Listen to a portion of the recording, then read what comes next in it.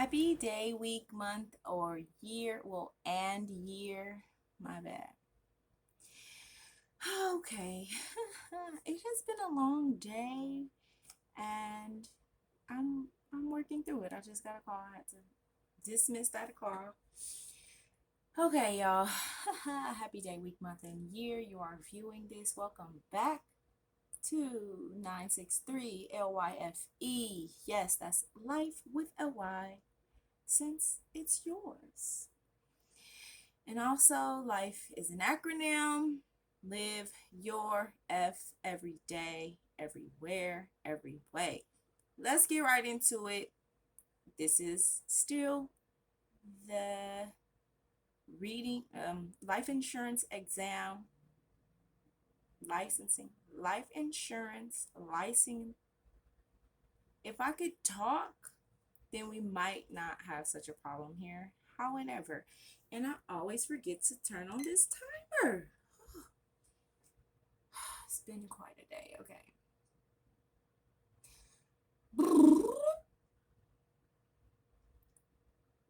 We are still in the life insurance licensing exam study. This is chapter 1. Basic concepts and principles. Sections. Last video was sections F through J. The video before that was section A through E. And now we're doing K through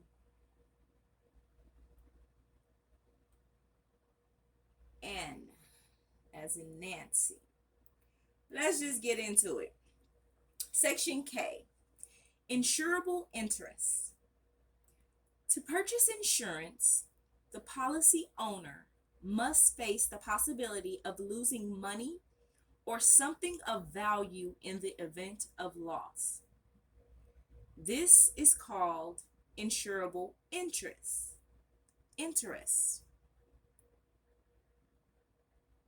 In life insurance, insurable interest must exist between the policy owner and the insured at the time of application.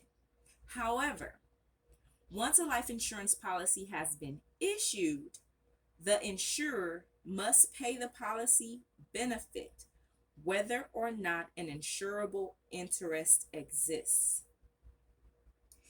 A valid insurable interest may exist between the policy owner and the insured when the policy is insuring any of the following.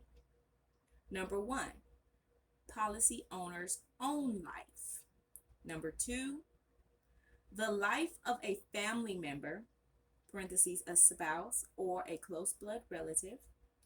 Or number 3, the life of a business partner, key employee, or someone who has a financial obligation to the policy owner, parentheses, such as debtor to a creditor.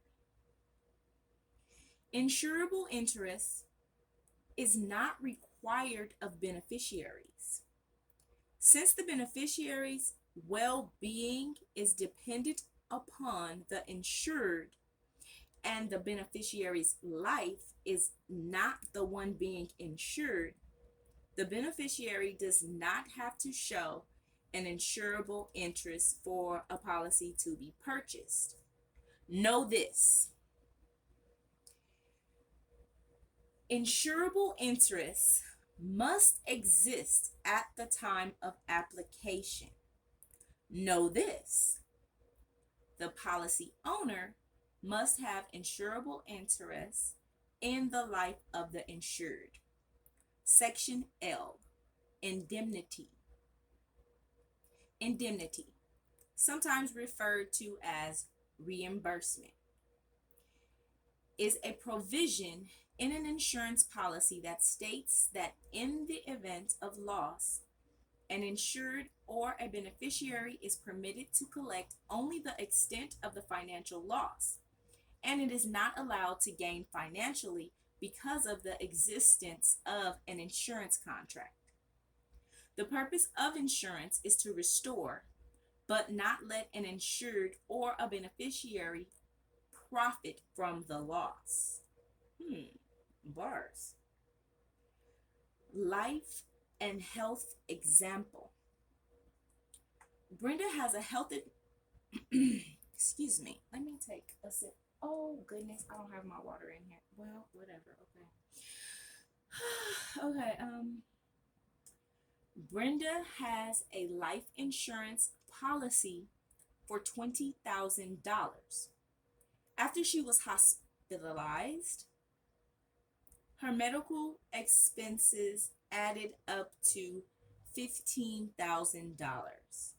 The insurance policy will reimburse Brenda for only $15,000, the amount of the loss, and not for $20,000, the total amount of insurance. Property and casualty example. Brenda has a homeowner's insurance policy for $200,000. After her home was destroyed, her expense to rebuild the home added up to $150,000. The insurance policy will reimburse Brenda only for $150,000, the amount of the loss, not for 200 not the insurance policy will reimburse Brenda only for $150,000, the amount of the loss, and not for $200,000, the total amount of insurance. There's another video here. We already know about copyrights. I'm not messing with it. Know this. The indemnity means insureds cannot recover more than their loss. Section M. Utmost good faith.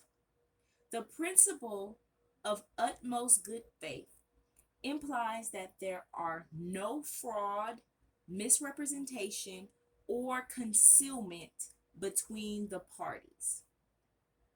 As it pertains to insurance policies, both the insurer and insured must be able to rely on the other for relevant information.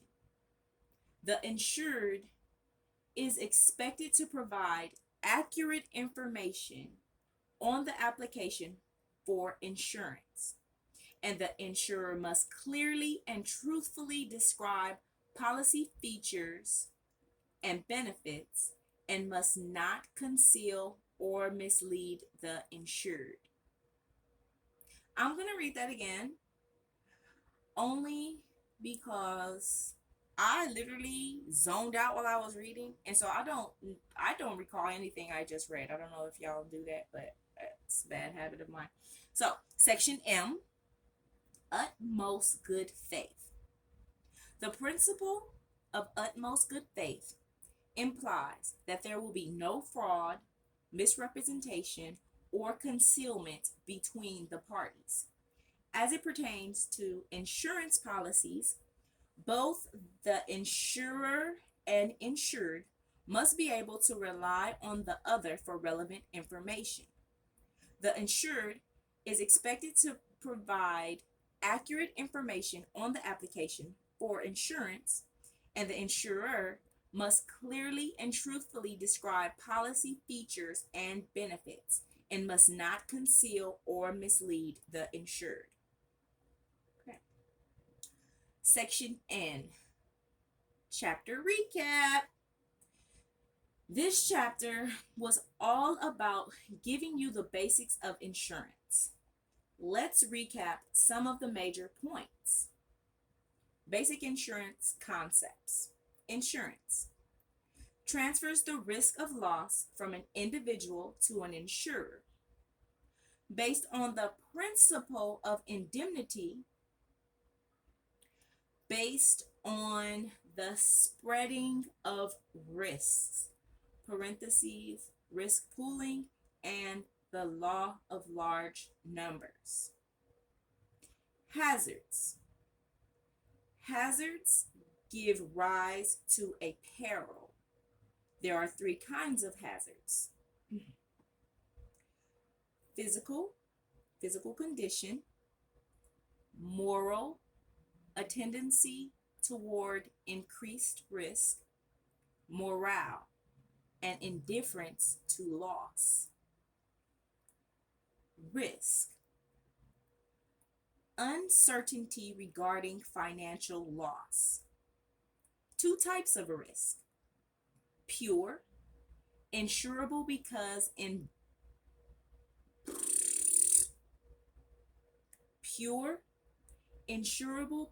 it involves a chance of loss only. Speculative, not insurable because it involves a chance of gain. Methods of handling risk: avoidance, retention, sharing, reduction, transfer. I will also be going over key terms at the end of this. I'm going to read the glossary. So that's why I'm not going into certain words during this time. It will just make the videos longer and agitate me probably because I would get off a track. All right. Elements of insurance risk. All of the following elements apply to an insurable risk: due to chance of loss beyond insured's control. Definite and measurable, loss must have definite time, place, and amount. Predictable, number of losses must be statistically predictable. Not catastrophic, there must be limits that the loss can't exceed. Large exposure, insurer must be able to predict losses based on the law of large numbers.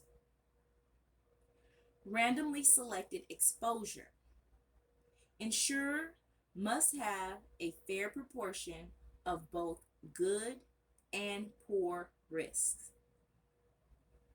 Insurable interest must exist at the time of application. Exist when insuring one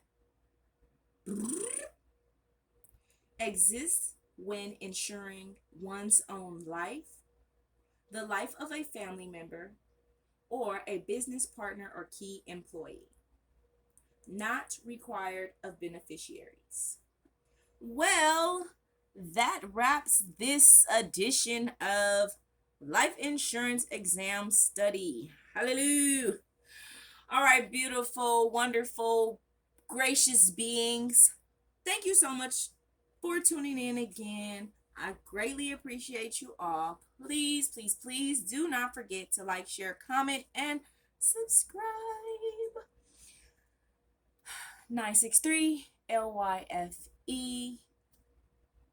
Live your F every day, everywhere, every way.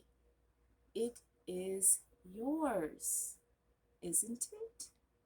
All right, deuces.